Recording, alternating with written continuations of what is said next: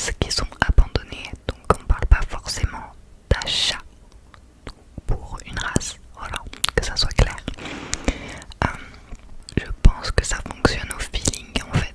Peut-être qu'il vaut mieux que tu te documentes si tu as des races préférées, favorites, etc. On peut dire qu'un chien ça s'éduque, mais je suis persuadée qu'ils ont leur propre trait de caractère en fait, et que certaines choses ne se changent pas forcément. J'y reviendrai peut-être après si j'y pense concernant Poppy, mais déjà pour moi on choisit pas vraiment une race à proprement parler, on choisit le feeling, et nous on a eu le feeling avec la race des Carlins bien avant de penser devoir aller dans un élevage pour en avoir un. En fait ça c'était pas du tout un caprice, on a déjà testé de prendre un chien en SPA, ça l'avait pas fait, ça a été quelque chose de très très douloureux pour nous. Donc en fait on était vraiment là à bader la race. Moi déjà depuis que Enjoy Phoenix avait montré Jelly sur sa chaîne, donc il y a des années de ça, je disais que quand je serai plus vieille, je prendrai un Carlin, déjà de base. Mais ça m'était un peu sorti de la tête, et puis Lucas et moi on avait beaucoup regardé de vidéos sur les Carlins.